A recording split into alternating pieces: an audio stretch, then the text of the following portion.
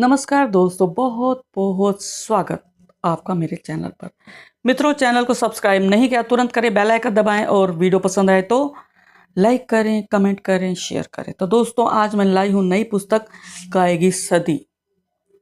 आप देख सकते हैं ये हाइकू संग्रह है और इसकी रचयिता है डॉक्टर सुरंगमा यादव।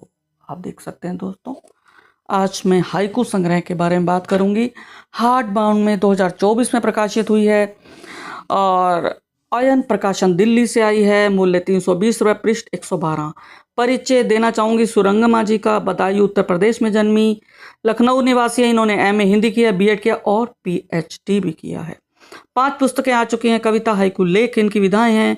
संपादन भी किया है, शोध पत्र लिखे हैं, सम्मान मिल चुके हैं। उत्तर प्रदेश राज्य कर्मचारी साहित्य संस्थान लखनऊ द्वारा इनको दिनकर पुरस्कार भी मिला है।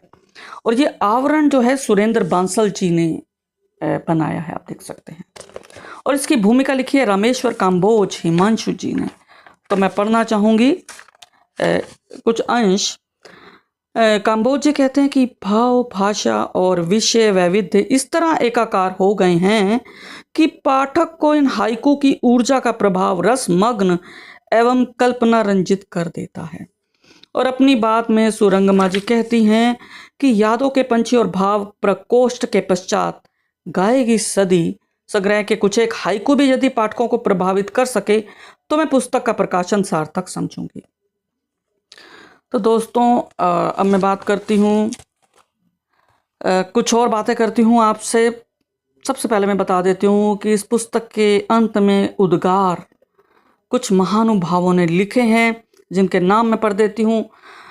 Sudarshan Ratnakar ji, doctor Shivji Shrivastava, doctor Bhikam Singh, doctor Jagdish Vyom, doctor Purnima Sharma, doctor Mithilesh Dixit, Shri Pradeep Kumar Das Deepak, Shri Ramesh Kumar Soni, Shrimati Preeti Agarwal. तो इन्होंने भी अपने उद्गार लिखे हैं पुस्तक के बारे में। समीक्षा की बात करती हूँ तो इसमें 564 हाइकू हैं जो 5 शीर्षकों के अंतर्गत समाये हैं। 5, 7, 5 यानी 17 वर्ण।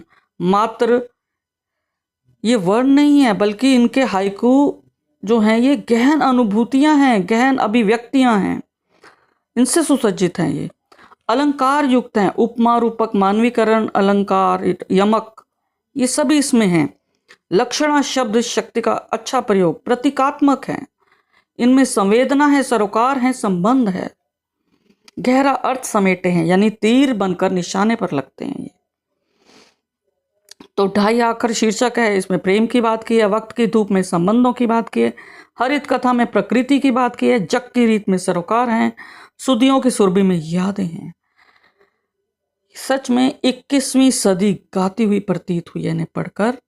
इन्होंने समाज को समाज का ही आईना दिखाया है। तो मैं हाइकू पढ़ना चाहूंगी। आप देखना, बहुत गहरे अर्थों में लिखे हैं इन्होंने हाइकू। देखिए, सबसे पहले तो मैं प्रथम पढ़ देती हूँ। पहले तो मंगलाचरण लिखा है। हे गणपति निर्विघ्न हो साकार नूतन कृति। ये इस तरह इन्होंने लिखा है गणेश जी के लिए। अब बात करती हूँ 2.5 आखर। देखिए, प्रथम हाइकू सुनिए। लिखो तो सही संवेदना के गीत गाएगी सदी। बहुत सुंदर, संवेदना को महत्व दिए।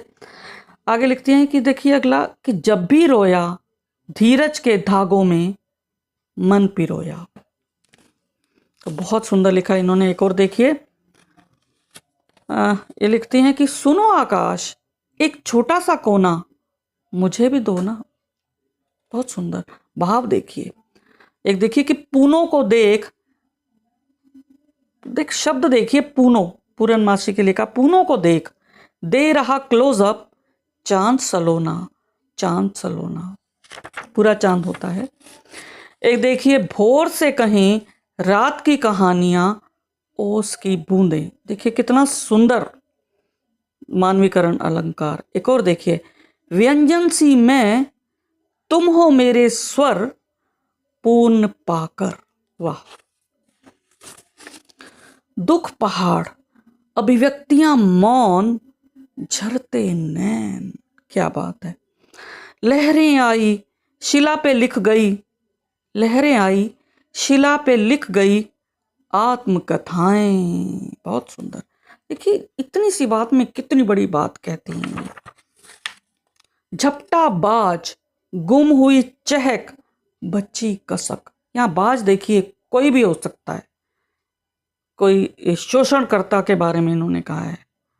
एक और देखिए कि एक ही घर, छत और फर्श सी दूरी हम में। ये कितना सुंदर संबंधों की दूरी को व्यक्त किया। वृद्ध लाचार, अपनों की उपेक्षा, देह भी भार। बहुत बहुत ही भावुक। एक है धुंधली आंखें, कर गया किनारा, आंख का तारा। आंख का तारा कितना सुंदर लिखा है कि सच में बुढ़ापे में जो बच्चे दूर हो जाते हैं माँ बाप से, उनके लिए कहा है, जो बच्चे छोड़ जाते हैं अपने माँ बाप। एक देखिए कि विवश बहे वात्सल्य नयन से वृद्धाश्रम में। आपने देखा ना कितने अच्छे इन्होंने हाइकू रचे हैं कि राखी है आई मायके की गलियां, चहक उठी। वाह, राखी आने वाली। छोड़ो रूढ़ियां, अंश वंश हैं दोनों, बेटे बेटियां। बहुत सुंदर। एक हरित कथा का आपको सुनाती हूं कि मेघ लिखता धरा के आंचल पे हरित कथा। सुंदर।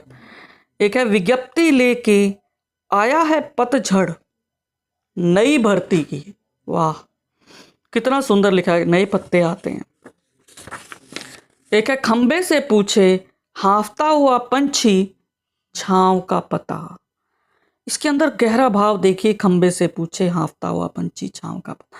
यानी जगह जगह आपको खंबे मिलेंगे, बिजली मिलेगी, और खंभों के कारण देखो आप पंछी गायब हो गए हैं। पेड़ नहीं लगाते हम लोग, तो वो बेचारा पंछी जो है छांव का पता ढूंढ रहा है। खंगाल डाले पतझड़ आकर, पेड़ गुल्लक। ये देखिए कितना सुंदर है, पेड़ गुल्लक। रूपक देखिएगा, इन्होंने पेड़ों को गुल्लक की संज्ञा दी है। तो ये तो हाइकू सिर्फ आत्मसात करने के लिए, आप कितने ही पढ़ते जाइए, अच्छा लगेगा आपको। एक है कि रेत माफिया छलनी कर रहे हैं नदी का जिया, कटे जंगल, बड़ा जंगलीपन, खोया इंसान। सच में सही कहा इन्होंने। शायद यही का कारण है कि जो इंसान है हैवान होता जा रहा है। एक है ढूंढती कहाँ गोरैया, दाना पानी, आंगन कहाँ। सच में दोस्तों, हम लोग आंगन में रहे हैं तो हमें आंगन बहुत याद आता है। अब कहाँ आंगन है। एक है फ्लैट का दौर लगा, नो एंट्री बोर्ड, धूप के लिए। जी दोस्तों, हम लोग फ्लैट पे फ्लैट बना रहे हैं और जहां धूप नहीं आती। मैकाले हावी, डिग्रियां थाम कर कतारें खड़ी। वाह, बेरोजगारी पर खूब चोट किया इन्होंने कि मैकाले हावी हो रहा है कि जो हमारी शिक्षा है ये हमें रोजगार नहीं देती। मैकाले हावी, डिग्रियां थाम कर कतारें खड़ी हैं। मानवीकरण।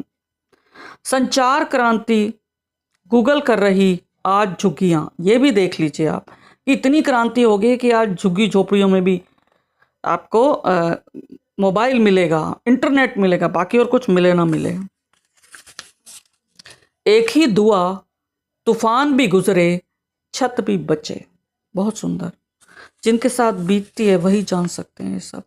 तो दोस्तों, मैं तो पढ़ती चली जाऊंगी, और चलिए अब थोड़ा सा पढ़ती हूँ कि युद्ध में सदा हारती मानवता, रोती सदियां। सच में सदियां रोती हैं। आप जान जाइएगा, ये जो युद्ध हो रहे हैं ये कभी अच्छे नहीं रहे, और बहुत दूर तक इनका दुष्प्रभाव रहता है, बहुत देर तक।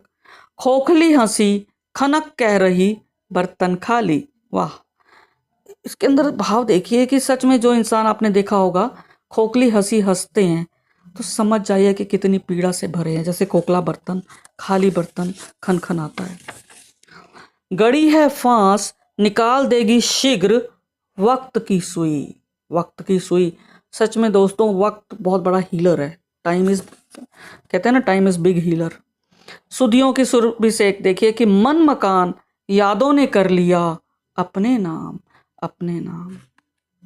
मन में तो यादें ही रहती है। और आखिरी देखिएगा, मैं पढ़ती हूँ, यादों का वेग, काजल पर कोटा। देखिए क्या संज्ञा दी है, यादों का वेग, काजल पर कोटा, लांघते आंसू, लांघते आंसू। सच में दोस्तों, यादें हमारा पीछा कभी नहीं छोड़ती और आंसू ला देती हैं। तो आप, अगर आपको रुचि है हाइकू में, तो आप इसे पढ़िए और आप जानेंगे कि हाइकू कैसे लिखे जाते हैं। सिर्फ सपाट बयानी नहीं होती हाइकू में। तो धन्यवाद दोस्तों, फिर मिलेंगे अगली कड़ी के साथ, और मेरे साथ जुड़े रहने के लिए आपका एक बार फिर से धन्यवाद, शुक्रिया।